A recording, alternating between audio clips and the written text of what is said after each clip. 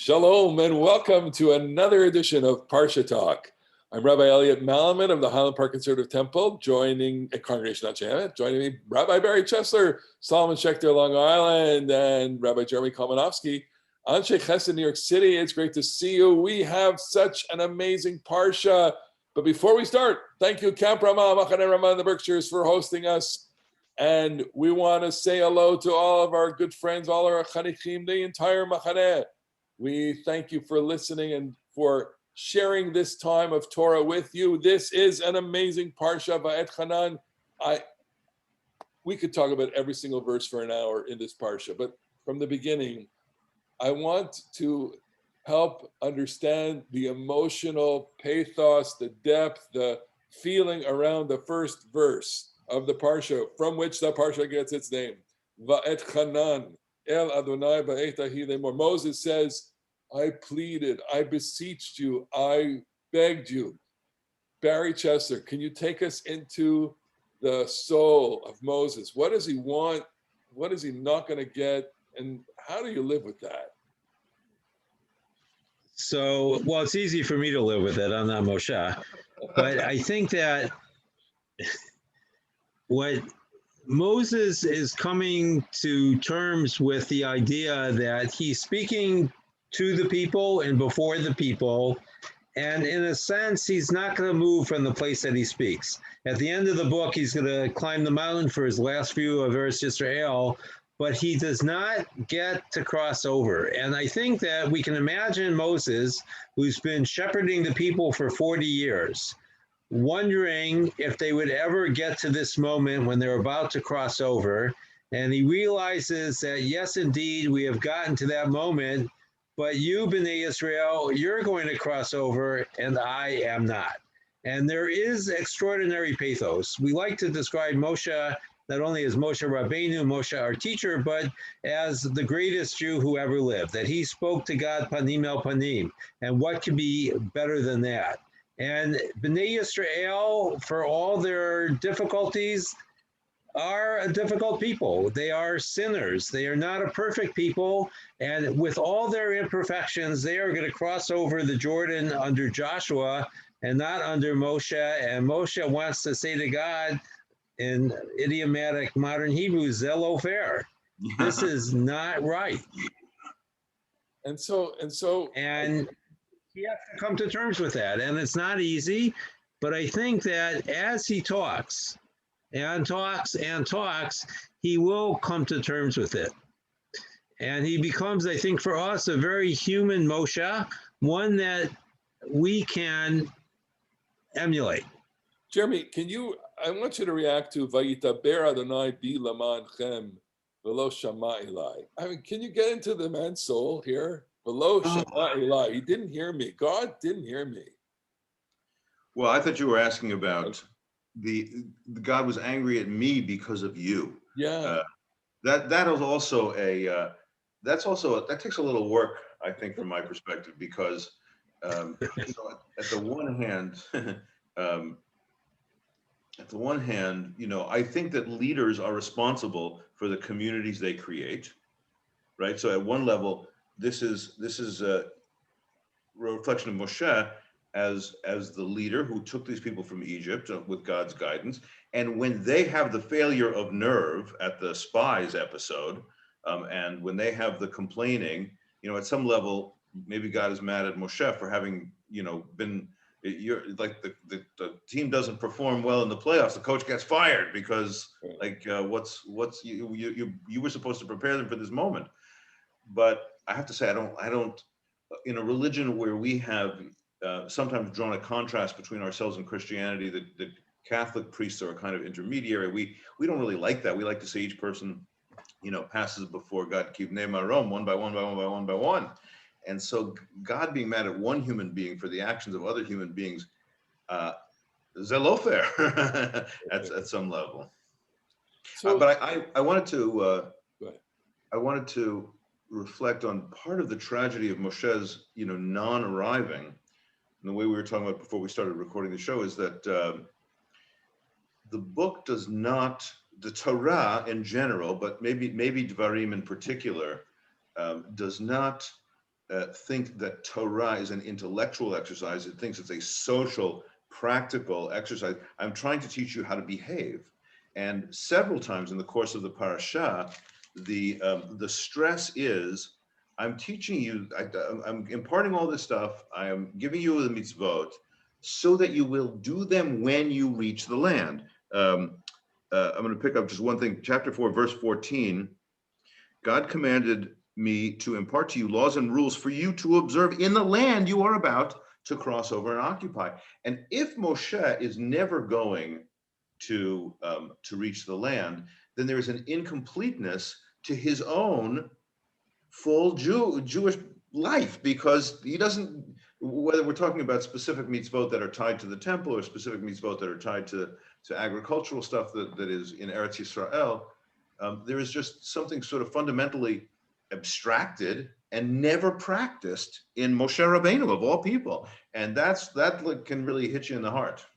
So then I just want to take the end part of this opening paragraph, which is God says, Rav Lach, enough. Al tosef daberi laod b'davar hazeh. I don't want to talk about this anymore. Don't talk to me about this anymore. But go up to the summit of the mountain, Alei Rosh HaPisgah, v'sai necha yama v'tzafona v'timana v'mizracha, and look, cast your eyes to the sea, to the north, to the south, and to the east. Ure'e be'enecha, see with your own eyes, kilo tavor et hayarden hazeh, you will not pass through the Jordan. Is that enough of a consolation? I mean, what you said just now, Jeremy, which is he cannot fulfill it with his life and his body, but he gets to see it. So is that enough? It could be the exact opposite. Yeah. It could be the exact opposite. Do you see this wonderful meal? I am going to place before you on the table, ta'aroch lefanai shulchan. I'm going to place before you this wonderful meal on this table. I'm going to show you a vision of life as it could be. And now you have to go home. It could be tantalizing, and maybe Moshe, like the best of us would, the best impulses in a human being would say, my children are having something and it's okay that I don't have it. My students are having something, it's okay that I don't have it. But I'm just like imagining Moses. Well, so there's something we said. I want to add something generosity. Here. Something we said for, look, I don't get it, but it's like exactly. It's like my Jewish, here it's for you. Here it's for you. I don't know, Gary, you were going to say something. So I want to add something here. The line in Pirkei Avot is who Asher Hamasameach B'Chalko, who is the wealthy one, the one who is happy with his portion. And this is Moshe's portion. And what struck me, just thinking about this a moment ago, is that Moses dies as a Levite. And it says about the Levites, Adonai hu nachlatam. The land is not your inheritance, Moshe. God is your inheritance. And Moses is going to die with God, then the Shikat Mavet, the kiss of death. And that has to be enough. Barry, I love that, and I will confess something about, maybe my own congregants won't take this the wrong way. In the Shabbat Amidan Shacharit, we say Yismach Moshe b'matnat chelko ki eved ne'eman karata lo, and when I'm davening that sometimes, and I think like that we have hard jobs. Being a shul rabbi can be a hard job. And I take I really love davening that line. I find it very inspiring. It keeps me going to say, Moshe was Eved Ne'eman, like the faithful servant. And sometimes he didn't want to do it. And sometimes it stunk. And sometimes there were, he wanted to run away and you have another job. Maybe he wanted to remain a shepherd all his life. But he was Eved Ne'eman, and he did it with happiness. And so sometimes when I myself feel like frustrated, the davening of Yismach Moshe b'matnat chelko ki Eved Ne'eman, being a faithful servant, is a great thing to be. So the phrase Adonai hu nachalatam is also in El Malei Rachamim. I mean, I would say it quite regularly. The Lord is his portion. The Lord is her portion. May she rest in peace. And we say Amen. So Judaism does a little kind of sleight of hand there, because what it does, what you said is that for the Levites, God is their portion, but our sleight of hand is we've made God the portion of everyone. Okay, so let's pivot now. Speaking of pivots and sleight of hand, chapter 4, verse 1. Really, so I'm going to take a different approach to it, which is, as much as I want Moshe to be joyful and happy with his lot, I think he's really upset at this, and he doesn't cease to remind the people almost at every turn, "You're going into the land, and I'm not going into the land." But he's got to come to terms with it. And chapter 4, verse 1, I think, represents a whole shift in the book, because what we are seeing, and Jeremy, you alighted on this, is that the book is going to turn to the theme of teaching. We did a little bit of lexicographical analysis of the word lamed, limud, and all of its different permutations. Jeremy, what did we discover? We discovered that root, lamed mem dalet, and its various verb patterns, which can mean to study or very commonly to teach, does not appear even one time in Genesis, in Exodus, in Leviticus, in Numbers, and it appears all the time in Devarim, in Deuteronomy, and a good number of times in Jeremiah, which is often very close to Devarim, and then a lot of times in Psalms. So the picture of Moshe as the teacher, I have been called to teach you these things. And by the way, you are going to teach them to your own children. You're going to repeat this pattern. This is a very characteristic religious theme of our book of Deuteronomy. When a word never appears in another book, but appears a bunch of times in this one, you feel like you are getting you feel like it's revealed to you a vivid picture of the spirituality of this book. It is so that you learn things. It is so that you are shaped by what you do. You get chinuch, you get education, and you are shaped and fit for the task of actually living this stuff out. So Moses really emerges here as the teacher par excellence, and we touched on that earlier last week with Hoil Moshe, the Be'er Torah. Moses functions as the teacher.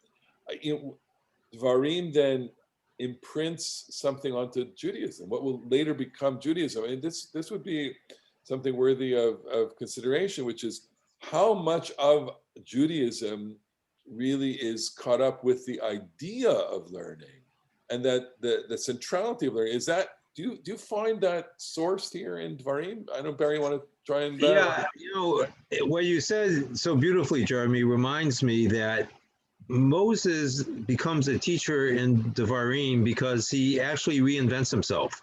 For the last 3 books, he has been the shepherd with his flock through the vicissitudes of their journey. But now, in his end days, he sees his role as being somewhat different. And we can't imagine the flock without a shepherd. But the purpose of teaching is to impart something to the new generation that they're going to take with them. And perhaps it's Moses' recognition that he has made some peace with not going over with Bnei Israel, because he's going to teach them so that they can succeed where he cannot go. And what I wanted to add to what you said, Elliot, is that there's a fine line between teaching and learning. Learning seems to be what we take in. Teaching is what we express outward. And we have to find that balance, because life as we know it goes from one generation to the next. And we're here for our 70 years, in the words of the psalmist, however many it will be.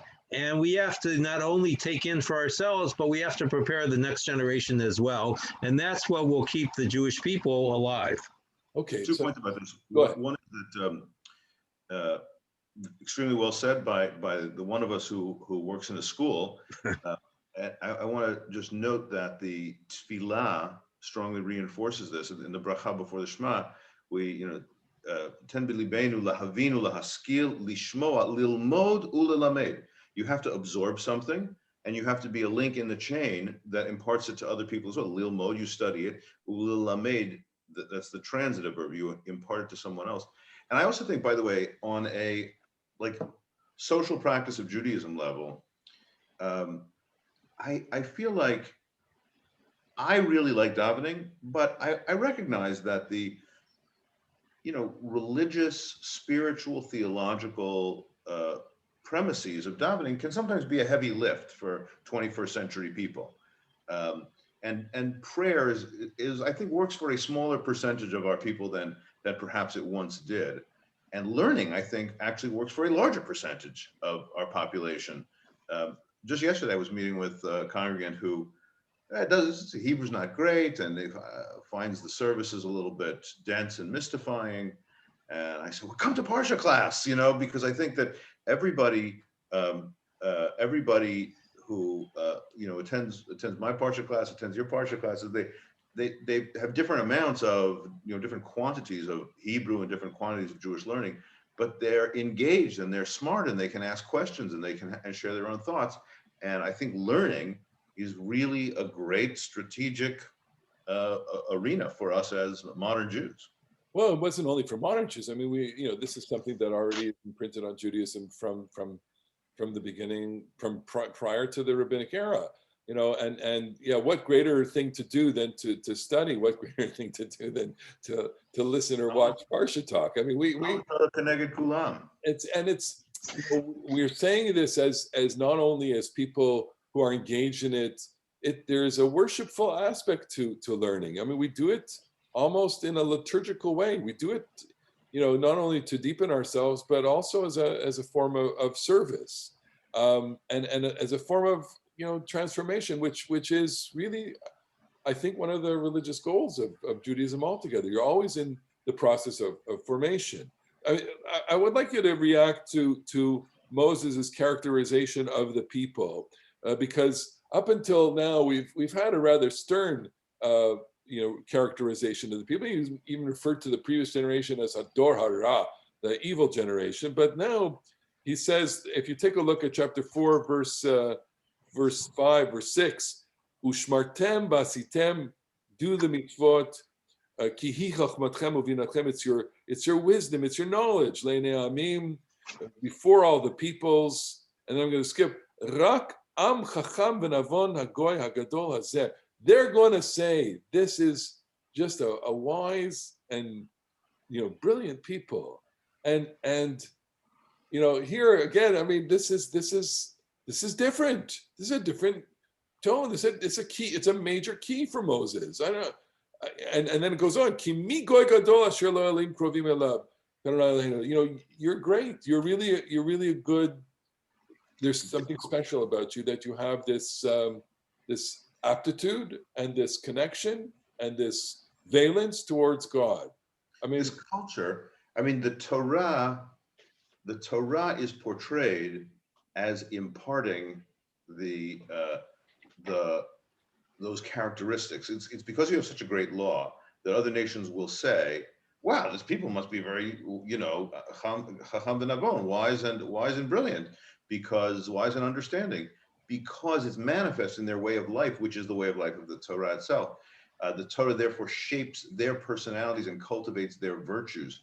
Later on, by the way, in the Parsha, it'll say, I think almost at the very, very end of the Parsha, Lo mi rubchem, it's not because you're the biggest people, ki me'at atem mikol ha'amim, because you are the smallest people. So we get a quality, not quantity theme here among our little Jewish people.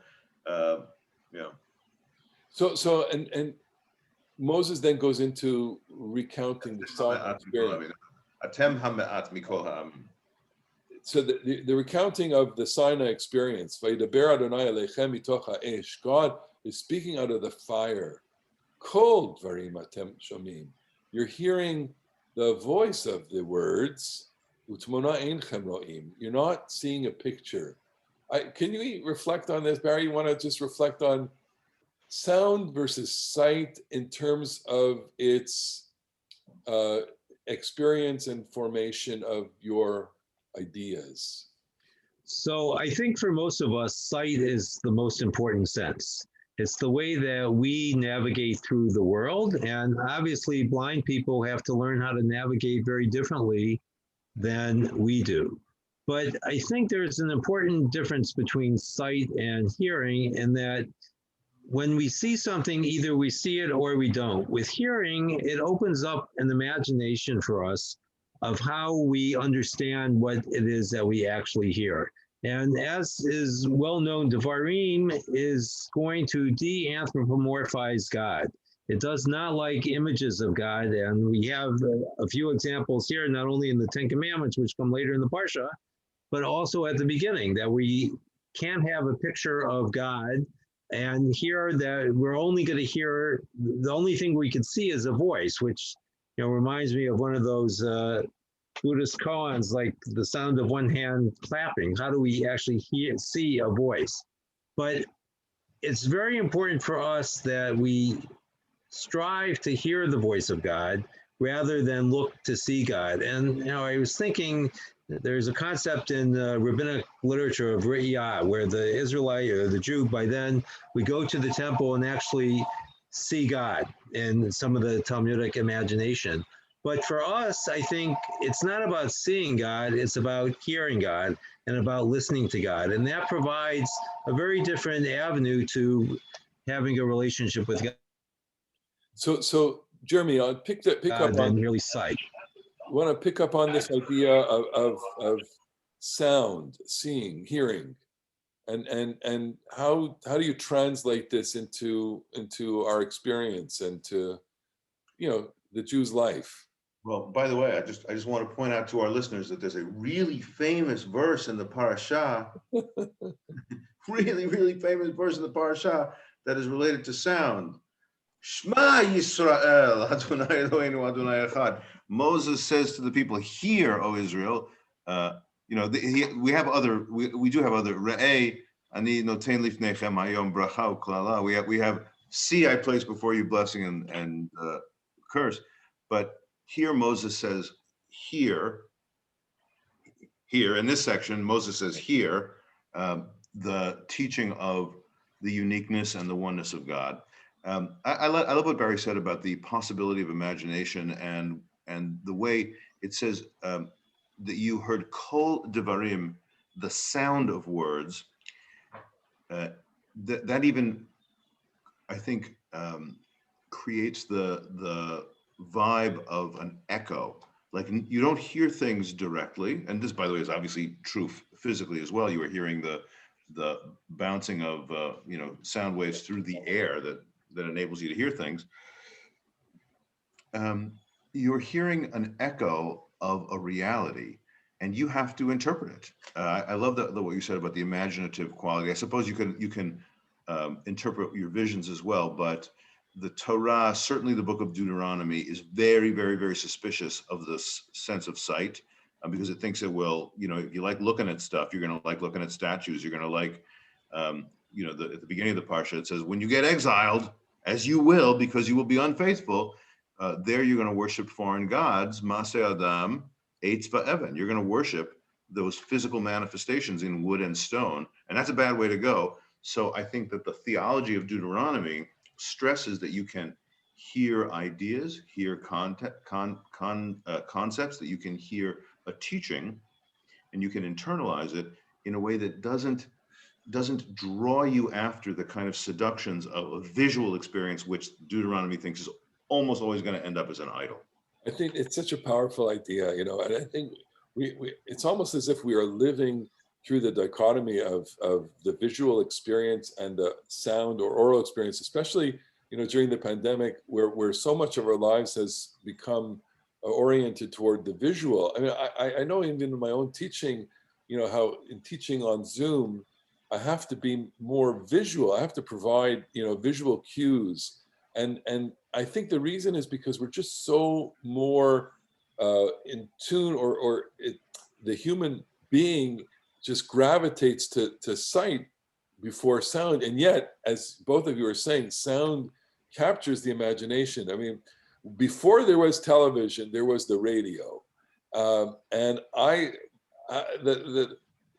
there was a whole couple of generations raised on the radio that lived with the imagination, the imaginative experience of the great radio shows that played out in their mind. I can still remember listening to hockey games on the radio and as a kid and going, they're saying it's Montreal or Toronto. Montreal's on the right hand of your dial, and Toronto's on the left. And imagining, and it's the idea that you can listen to something and open up your imagination is not a new experience, but the visual is the new experience, the intense visual experience, and we know how difficult it is, and I think part of the reason why we experience so many challenges in our time religiously is because the sound makes demands on the imagination, and we're just not cultivated in that way. I don't know. I think that's really quite spectacular. And it just makes me think about, I mean, I'm not a podcast person, but it makes me think that the return of the success of podcasting as a medium, I wonder if that's gonna alter some of the stuff that you're talking about, that we're gonna get back that kind of experience. I hope so. All right, so the Parsha includes the Aseret HaDibrot, the 10 Commandments, or the 10 Precepts, God's a reorientation to that great moment. Moshe feels that he's got to remind people of what they heard and saw, and so that this generation will go into the land with that. Let's take a couple of moments as we're running out of time here. Shema Yisrael. So we got to talk about the Shema, and we got to talk about Ki Yishalcha Bimcha Machar, and we got to talk about so many things. We don't have time. Hear, O Israel. What? And we didn't get a chance to really talk about this before, but love the Lord your God with all your heart, with all your soul, with all your might. Give me something on that, Jeremy. Love the Lord. You got to love God with all your. I mean, let's just return to the Mishnah then. The Mishnah with an act of what we call midrash halacha, expounding each word in the Torah with a particular explanation or a little kavanah. Love the Lord your God with all your heart. And the Mishnah notes that it doesn't say libcha, it says levavcha. The repetition of the letter bet means both your good inclination and your bad inclination. You have within you your best self, and you have your worst instincts. And the trick of a full, comprehensive, 360-degree, whole person love of God involves both you at your best and you are not at your best. Uvechol nafshecha, with all of your soul. Nefesh in biblical Hebrew really means life, not soul in the sense of body opposed to soul, but with all your life, even at the moment that God takes your life. And this is our famous story about Rabbi Akiva, who recites the Shema as he is being tortured to death. Even at the moment where you have to surrender your life, you should still be oriented towards loving God. Uvechol me'odecha, and all of your muchness, which is really kind of hard to translate that in a simple way. We always go with all your might, but the rabbis give us two alternative word plays to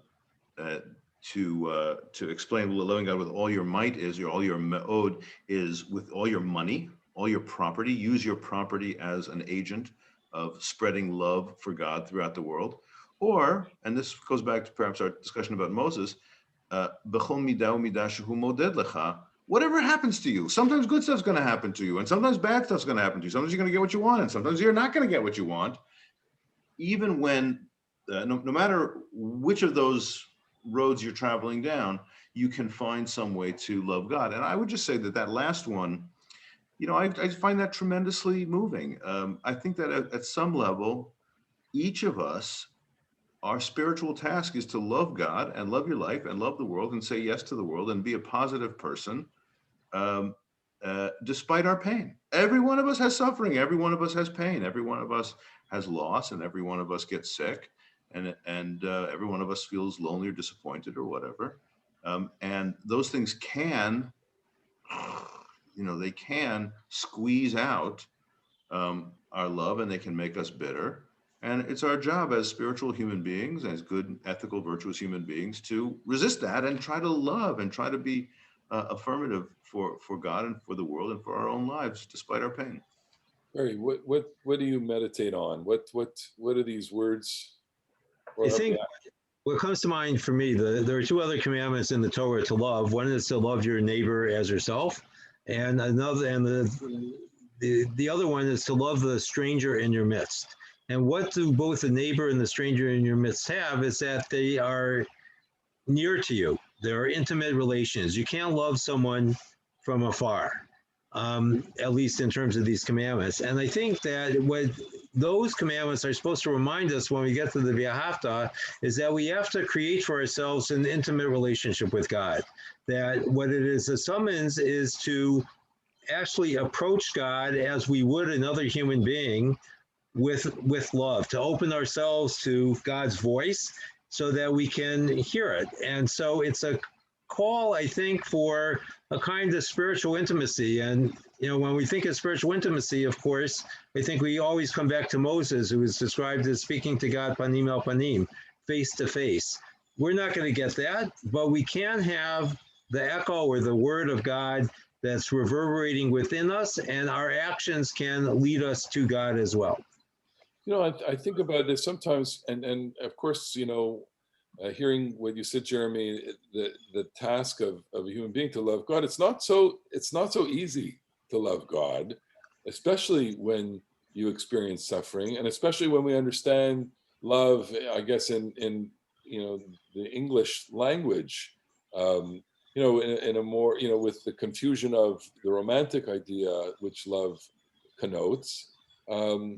That maybe that there is a hint of you should be loyal. That is loyalty to God, which is an expression of love, and that loyalty to God, which is a manifestation of a deep love, is with the entirety of your being, which is what you said, which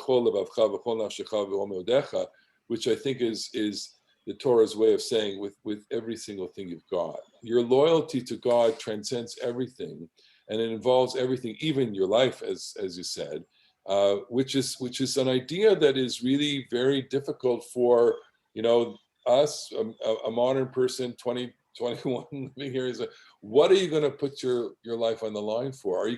Is your loyalty to God going to be something that demands your entire life, even to the point of risking your life? And we're seeing here that Dvarim, Moshe, God, that's what it's asking. It's asking you for, you're all in, the totality of your being. And not only that, but teach it and transmit it at the limits of your consciousness all the day. Every waking moment is a moment that is involved with this idea and transmission, and surround yourself with this. It's got to be at the limits of your consciousness. It's got to be everywhere. That idea that something would captivate the totality of your being, I think is just a difficult concept for a modern person to handle. There's so many facets to our life, Barry. I think one of the reasons why it's difficult is because we often associate it with perfection. Yeah. Those of us who are fortunate to have experienced human love know that the person that we love is not perfect, nor are we perfect in our love. And I was reminded when Jeremy was talking that the same is true of God. Our relationship with God is imperfect, but when we love someone, we don't let the imperfections stand in the way of our love. Rather, we look for ways that we can incorporate that into our loving relationship. I think that's such a deep idea, a deep thing to think about. That this paragraph, which we recite all the time, morning and night and before we go to bed, and we recite it by rote and don't give it as much attention as we need to give it. This is about becoming. This is about loyal. This is about love. This is about the totality of who we are, and about continually striving to be something more, as we are striving to be something more with you as we share Torah every week. We are so thankful to you for the opportunity, the privilege of entering your homes, your minds, and to our friends at Machane Ramah to enter the airwaves at Machane Ramah. We have a whole community of listeners that we are so thankful for your time. And we want to say Shabbat Shalom to everyone. And see you next week on another edition of Parasha Talk. Shabbat Shalom. Shabbat shalom.